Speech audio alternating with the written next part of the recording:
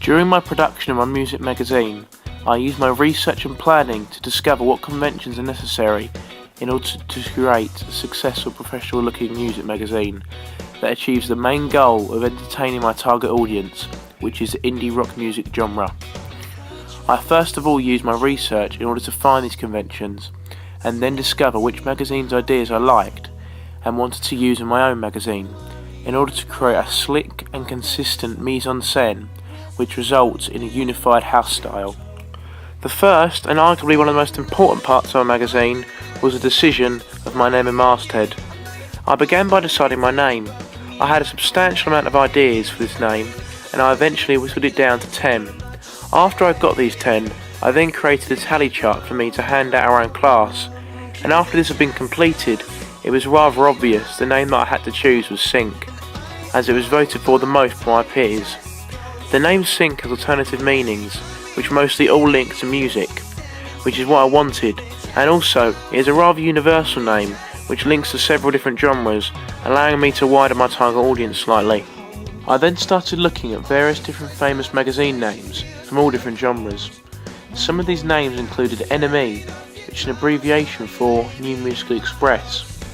It is abbreviated in order to make the magazine more current and modern, but also in order to make the masthead look more like a logo than a title. This idea is also shared with Q magazine, who only use one letter in order to make their masthead and name become significant and noticeable as a logo of the magazine. Rolling Stones magazine is one title that I like a lot, and eventually end up using in terms of the outlining style of it. I like the idea of the contrasting colours of red and white, which is used in many magazine names because it is eye-catching and allows the name and masthead to stand out, which is important in order for it to attract their target audience. After this process, I then had to make a decision. I went onto the font website DeFont and tested my name with many different styles. I was unsure if I wanted to go for a more urban style or classic style, and after sampling many different styles, I finally decided to go for the hand-shop typography font, which is more classic and is rather similar to the style of the Rolling Stones magazine, which I have already shown a great admiration of. I then went on to my images. I first of all researched several images of famous members of my genre. Two people who stuck out were Jake Bugg and Bastille's lead singer Dan Smith. As you can see from these images, one thing that is apparent is the lack of facial expression they have throughout, as they are known for being rather simple characters who let their music do the talking, which is one thing the indie rock music genre is known for. Their hair is rather long and sometimes messy, and the clothes they wear could be seen as rather retro or vintage, with things like patterned collared shirts, basic grey jumpers and leather jackets, with more often than not a pair of basic skinny jeans. I decided to use this as inspiration for my model when taking my images. I chose to use a model with a similar looking face to Jake Bugg and rather messy hair, and asked him to put on a rather mundane facial expression when taking the pictures. I then got him to wear a patterned shirt and a grey jumper. This look is used throughout all my images and pages. I also used other magazines and their models in order to get a feel for what they are looking for, but also if they use props. Props are not commonly used unless they link very specifically to the title, the extract or the artist, but however they can be incredibly effective. I decided to give my model a bag which allowed him to yet again link to my target audience, as the casual rucksack is commonly associated to people who listen to this style of music. I then went on to the layout of my front cover. I first looked at several different magazines in order to decide a few key aspects. The first was where to position the image. In the example you can see the image is left orientated, leaving room in the right hand side for the text, and then vice versa with these right orientated images.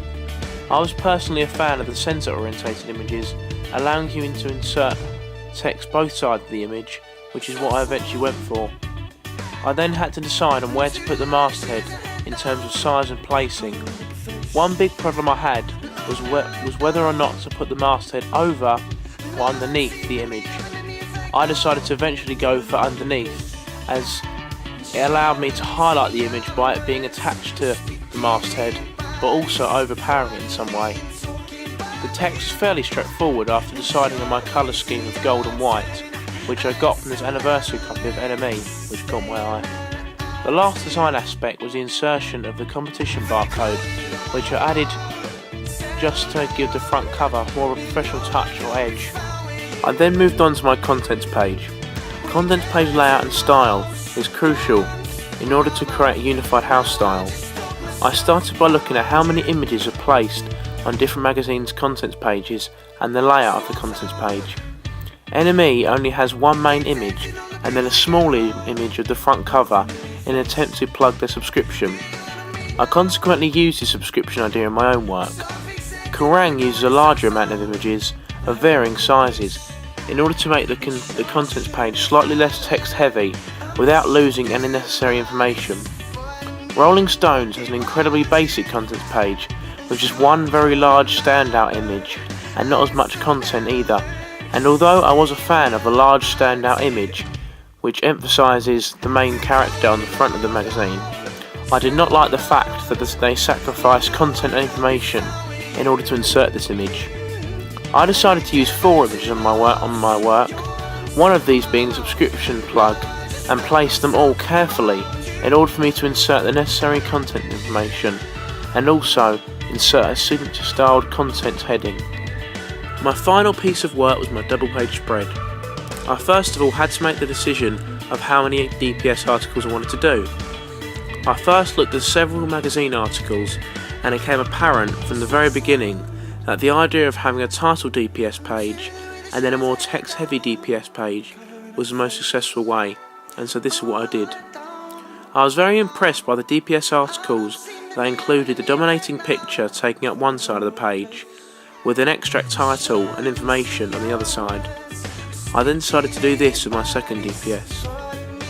And with my first DPS page, I decided to use the idea of having an image that dominates the whole page and acts as a background with a small introduction written on it. This idea that I eventually went for was based on a large amount of research into double page spread articles, and this research made my decisions rather easy to make, as it allowed me to realise the common pattern that was appearing due to magazine success. Thank you for watching my evaluation question 1 answer. I hope you enjoyed it.